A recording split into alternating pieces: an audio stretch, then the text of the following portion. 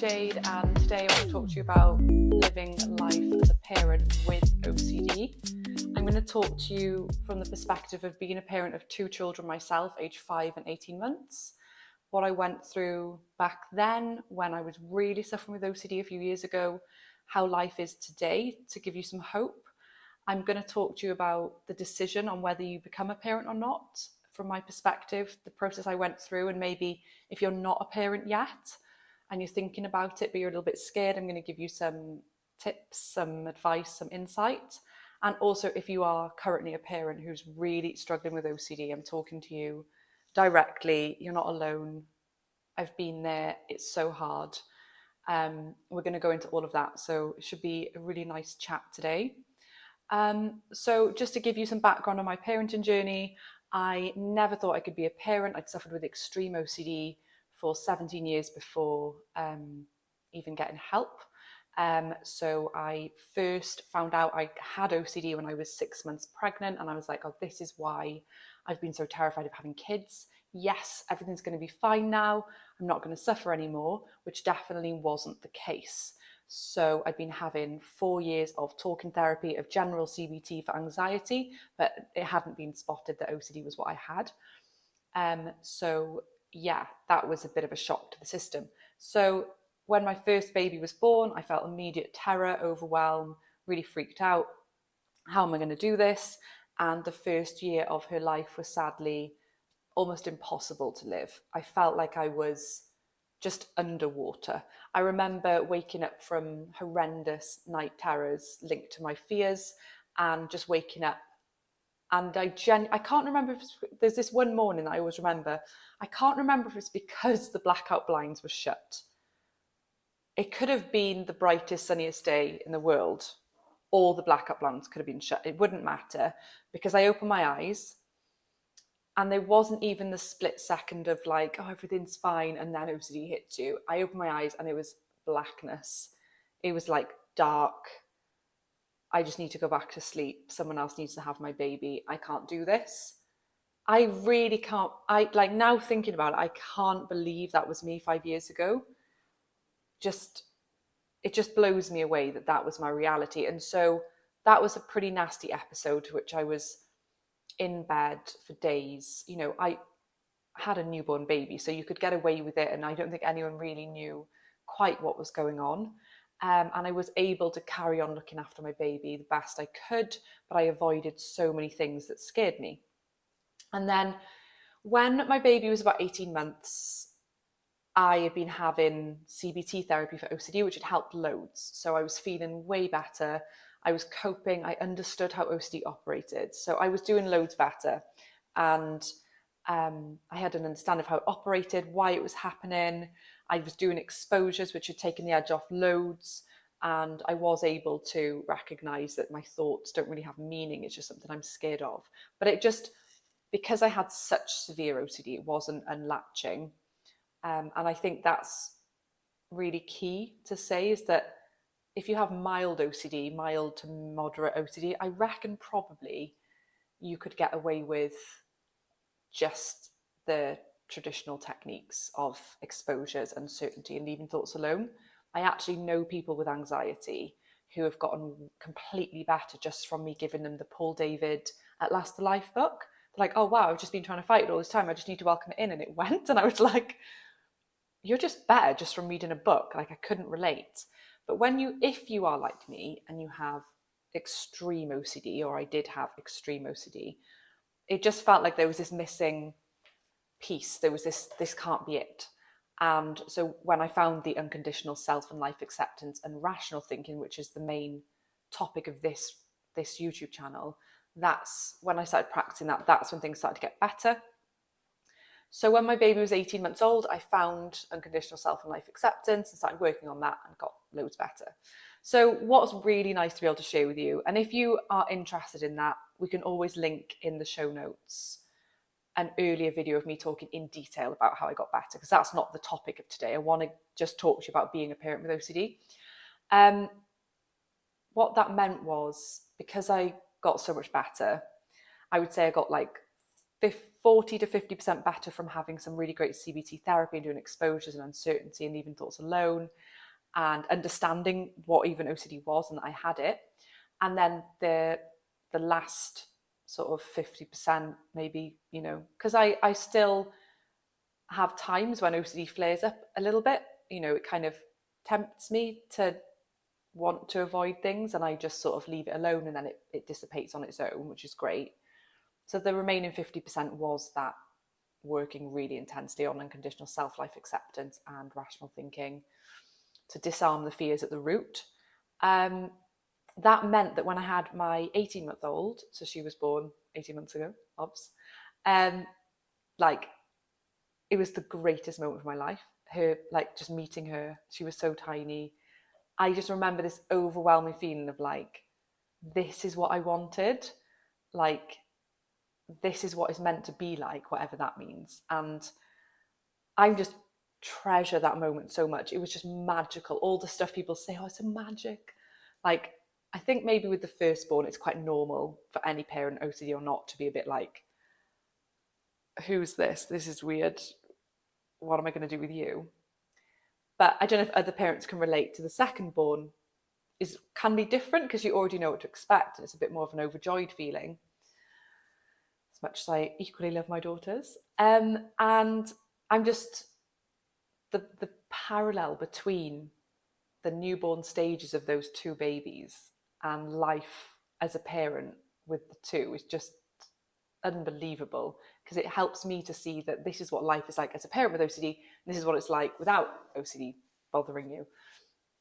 And so I guess I wanted to share that difference to give you real hope that no matter how long you've been suffering as a parent with OCD or how long you've been wondering, should I be a parent? Can I be a parent?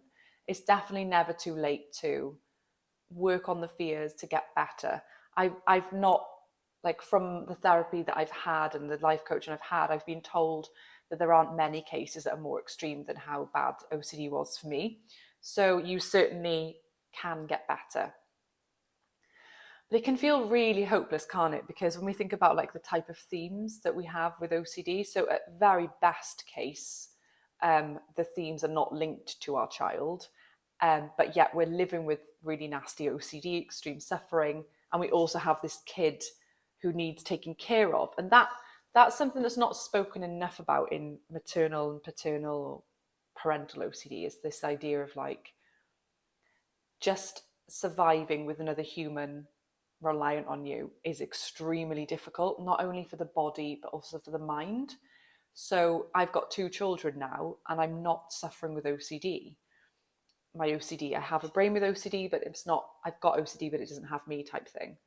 And it's really hard when you're not a parent to get across just how the mental load of constant demands and attention and needs is. You know, my brain will quite often be like, even now in the background, I'm like, what are they having for dinner? Oh my gosh, I didn't buy the sausages. Or Valentina, my child needs new wellies. The school have told me that her wellies don't fit anymore, and yet she's in the mud all day. And if I don't get them tomorrow, she's going to be struggling. This is not OCD thoughts. This is just actual, just me processing. What else am I thinking about right now?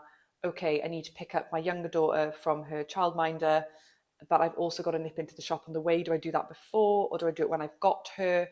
And then how do I send the email in to send? Oh, hang on a minute, forget all that. Have I dropped the money into the bank account so I can do the shopping anyway? What time am I even going to cook? What time's my husband home? Is he eating with us or is he working on? And it's just, and then it's like, I didn't change the beds, but I think one of them's nappy was a bit on the wet side last night. And it's generally not OCD because I'm at peace with all these things not happening and getting a takeaway and people sleeping in mucky sheets, whatever. But it's kind of like, it's a lot to process all the time. So when you think about your brain being extremely overwhelmed by OCD's suffering and OCD's demands, and having that all on top of you, it can feel almost impossible. And I really hope that if you're going through this, you're having support from family, you're having people to take care of things like maybe bring in meals, doing things, you know, if you can find ways for family to help you, you know, if when people say to you, oh, that sounds really bad what you're going through, what can I do to help? Just saying things like, look, do you know what, if you wanted to bring over a meal for us one evening, that would really help because it's one less thing for me to worry about. Or do you think you could sit with the baby while I do my jobs for an hour, because it would really help me to get, it's like practical hands-on support is what you need. You don't need someone to sit talking to you about stuff. Like, you need practical support. And so I just want to take that chunk of this video to acknowledge just how physically grueling parenting can feel. It is something I didn't think would be as hard as it is, but all of the cliches turned out to be true now that I have had children. And I just used to think, well, hang on, I'm making food anyway, should I just put their plate down and then they eat their food and then I clear it up? But it's just not like that. It's just all consuming, never ending. And you know, if you've got children. Now, I'm not saying this, I don't want to put anyone off children, because it's really strange. Like, now that I'm not suffering with OCD anymore, what happens is I feel like overwhelmed and dread by the fact that like everything's so crazy and chaotic. And then the clouds part, I get on top of the jobs, everyone's eaten, we've gone out for a family walk or a night walk to look at the stars, and I'm like, there's so much meaning in this. This is so magical to be able to help these people like grow into who they are and like see who they become and like be behind them or next to them or in front of them. Like, one of my favorite quotes about being a parent is, as your parent, I'll always be in one of three places: behind you when you need someone to push you on, next to you when you need someone to walk beside, and in front of you if you need someone to pull you forward. Like, something like that. And that's just, it's just given me such purpose to kind of focus on, how can I help these people become who they're going to be? And that can, as much as parenting can be really difficult when you have OCD, it can give you a really good sense of purpose. So I remember in my hardest days with my oldest child, I kind of, and this is not necessarily a healthy long-term solution, but I kind of had this perspective of, do you know what? I don't even care how I am right now. Everything is ruined in my head. Like, everything is just falling to pieces. This is so awful and so difficult. But I'm just going to throw in everything into her and like giving her the type of child that I would want, focusing on building the foundations for her to really have the best life possible. And yes, that actually worked as a short-term solution, because it meant that I was less focused on my own suffering, and then there was actually room to come up with solutions to how I could get better. And so I would definitely suggest that if you are not a parent right now and you've got fears around becoming a parent, whether that's harm OCD, POCD, contamination OCD, fear about safety, anything like that, then actually a lot of the time having a child can be the best exposure ever, in that like there's certain things I would never have gotten around to confronting as fears, but I had to with my children. Like, my urge to be a mother once I'd had them and take care of my kids was way higher than my desire to satisfy OCD's demands. So if I hadn't had kids, maybe I wouldn't have progressed as much as I did, done some of the exposures that I just had to do. Like, you have to do things. You have to take those risks when you're a parent. And on that theme, I would really suggest that doing everything you can to not bring your kids into your OCD and compulsions. So I worked so hard too. If I was going to be engaging in compulsions, them not being aware of that. I think if we put demands on our kids that are linked to our compulsions, for example, if we're scared about germs, then putting that on them. So yes, you might still be in a place where you're hand washing more often than you should be or would want to be because you know it's a compulsion. As a start, if you can work really, really hard to not encourage your children down the same path and see it as an exposure. So say you're trying to get them to wash their hands more frequently, or you're talking to them about, oh no, but there's germs in that, don't touch that. Just be really, really mindful that I just didn't want to pass my fears on to my kids. And I'm not judging anyone who is currently locked in this cycle, because I get it. Like, I get how hard it can be to tell kids what to wear because we're triggered, or what to eat, or how to be. Try and make it your mission, if you can, to really focus on not bringing them into your illness, because we can end up creating like unhealthy patterns for them. But again, don't panic so much. Like, kids are resilient too. And just to touch on some of the feelings you might be going through as well, like common ones, like, disgust, shame, hopelessness, terror. I remember feeling like 24-hour just terror of something bad happening. And I don't really know how I lived like that. It's like, I mean, like the exhaustion of being a parent anyway. And one of the things that really got me was like looking at others and feeling different to them. So if I ever went to a mum group, I just remember feeling such depression. And I definitely did have postnatal depression as well as the OCD anxiety, because I was like looking at other people thinking, I want what you have. Why can't I have what you've got? Look how happy you are playing with your baby and not a care in the world, and at these play groups just having a great time.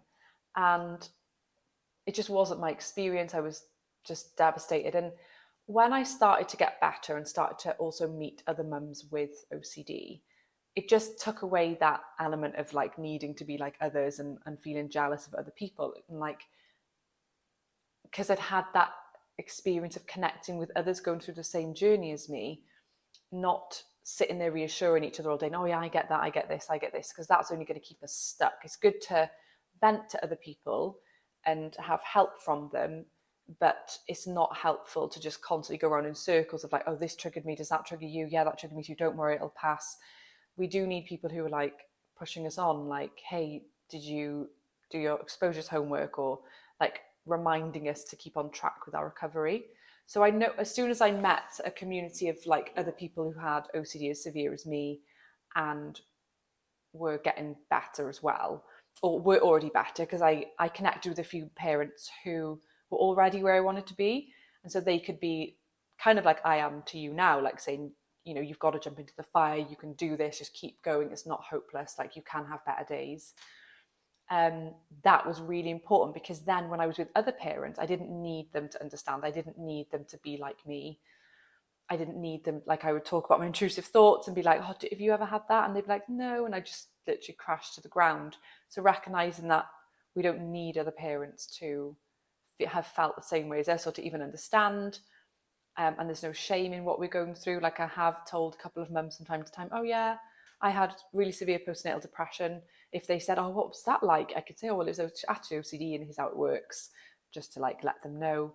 And I recently even did a podcast talking to other mums about postnatal depression, OCD, and like, here's how to support. If your friend is saying that they're going through this and this and this, like, here's how to support. So even now, they're going to me, oh my gosh, that's awful. I can't believe you went through that. That's amazing. That's crazy. Like, there's nothing like that for me. And it's like, it doesn't make me feel like, oh, I wish I was like them. It's just, oh yeah, I'm so happy to tell you about my experience, because it's made me really strong. And I've taken so much from this experience. For one, being able to pass on knowledge that I built up and help other people feel less alone. And one of the biggest things I suffered with as well was fear of my children having OCD. And I was recently asked this on a question. I can't remember your names, I'm really sorry, but I will comment to let you know to watch this video. You asked me, do I ever get scared of my children having it?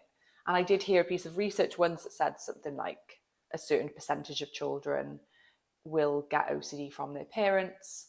And so the first thing to say on that is every likelihood they won't anyway, so there's no point worrying about it. If they do, surely me having gone through this helps them loads, because I'll be really equipped to understand what they're going through and be able to help them with the tools I've learned and picked up. So surely it's better that I'm their parent than somebody else.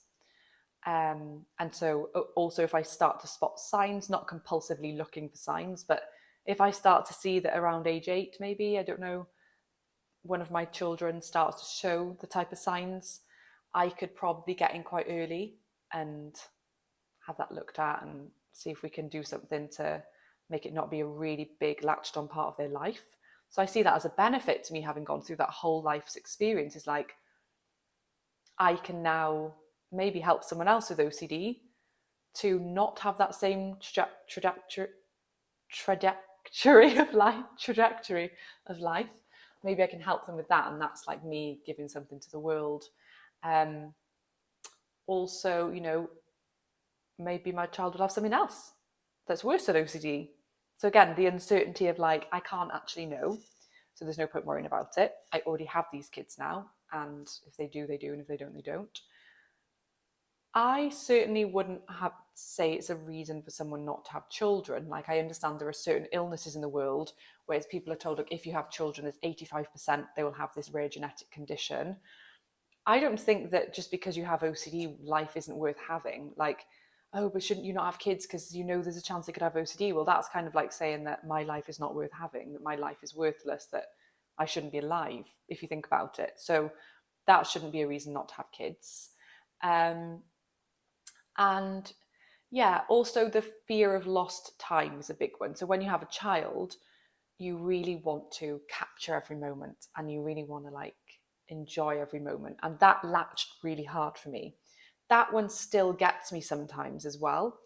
Just in a normal life scenario, like, oh, I'm doing too many jobs, I'm not enjoying, I'm not nurturing, I'm not having fun with my kids, I'm not doing enough fun stuff.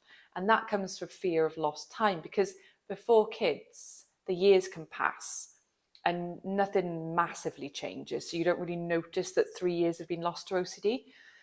But when you become a parent, it's kind of like,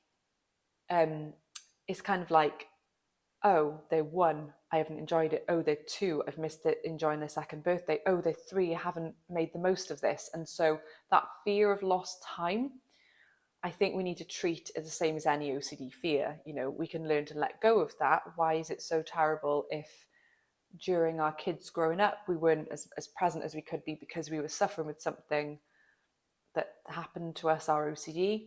Letting go of that helps us to kind of relax a bit more and breathe out. Also, just looking at what are the benefits for having suffered with OCD. So like, I think about this a lot.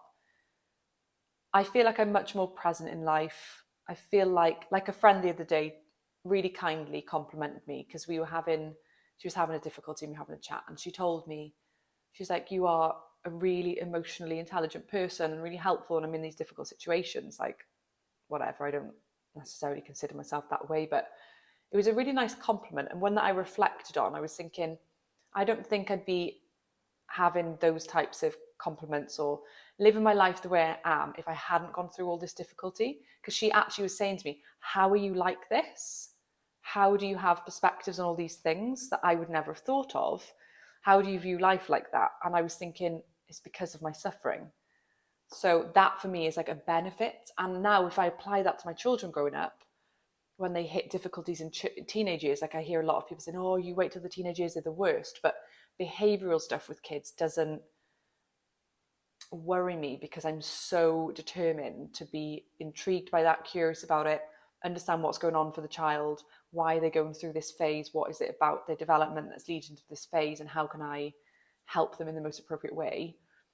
And so it's like, I see that as a benefit. So for example, it's really easy for me to feel guilt, which I don't, about the fact that the first 18 months of my second daughter's life has been wonderful from a sense of enjoying being a mother.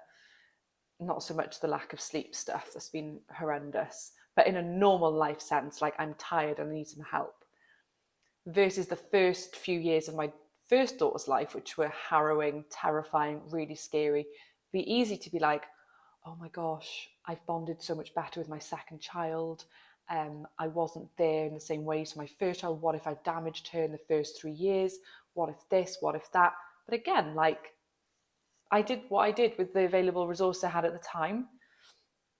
I was doing my best. Life's not perfect. And the benefits that my second daughter's now getting, my first daughter also gets. And maybe there's things about her experience when I was unwell actually were beneficial in some ways. For example, we spent loads of time outdoors. Like, because I really struggled with being indoors, my intrusive thoughts, I would just walk for hours and hours and hours in fresh air and really connect with nature and really spend a lot of time doing that. Whereas with my second kid, I'm not worrying about that as much. So I'm just literally like chores, like in the house, like washing, jobs, cooking, all the boring, personally I find boring stuff. And maybe I'm not spending enough time out connecting with nature because I don't feel like I need that connection as much as I did before. So it's just really looking at things in different ways rather than seeing it as lost time, thinking of it as building blocks towards a happier future, and not having that fear. Um, so I also think that having children, to summarize and finish up, is like, it's a great goal. Like, if I'm going to have children, for me, it was like, I really, really want to be well. I really want to be in a great place. I want to enjoy the child and I don't want to miss it. I feel like I missed a lot of my childhood due to OCD and not being happy at all as a child. I don't want to miss theirs. I really feel motivated by this. And worst case scenario, I never get better. And their story one day is that, oh, my mum was really unwell, unfortunately, with her mental health growing up. And so we spent loads of fun time with my dad, but my mum was not always very well. So she didn't come on holidays with us. Like, I'd made peace with that scenario being like, if that was true, then it would be a shame. And it certainly isn't coming true because I love hanging out with my kids and we do loads of fun things. So to the people who aren't parents yet, I don't know how to say this without it being reassurance, but like, the fears dissipated. Nothing I was scared of happened. Nothing I was scared of. Like, I was always scared of, oh, I would never be able to be a parent. I would just never do anything fun. I'd be locked in my room all day. And like, that was true for a while. But because I worked on recovery, everything that I thought I could never have, I have. Like, so please, if there's a part of you that yearns to be a parent, so obviously a lot of people in the world don't want kids or 50-50. I was a bit 50-50 because I'm a very independent person. I love my career, I love my social life, I love interests. So I was 50-50. I would have been happy not to have kids, and I'm happy I have had kids. So I was like 50-50. But I did start to feel a little bit of a yearning, like a little bit of a like, oh, actually we've spent 10 years together as a couple and it would actually be nice to have like this little person. And I decided to do it. So if you're feeling like that kind of feeling and the only thing that makes you hesitant is OCD, please don't let it stop you. But please work a little bit on OCD now rather than like what I did, which was I was already pregnant and then bang, hit me like a ton of bricks, and then I had to work through it all because it's so exhausting anyway. Like, I didn't realize how tired a person could be. Like, I didn't realize how tiring it could be. Now, if you have family support, if you have help, if you have enough money to pay for additional childcare, like, great, you may be better off than me, but like, I have found it absolutely exhausting. So that's my main message: is if you're suffering and you're feeling how I felt, you're in that black hole of like, there's no way out of this. Like, there definitely is. Maybe start with watching some of my earlier videos on how I recovered. Maybe go to the OCDrecovery.com website and go to the resources and reading list section, get started with some reading. Maybe join a couple of the webinars to get a bit of an understanding of how to get better. Or even if you're already in with a therapist, like maybe taking the exposures way more seriously and doing more. Because what I would say, if you look at one of my earlier videos, exposure therapy, I was like, oh, I've done 2 weeks of that exposure now, is that enough?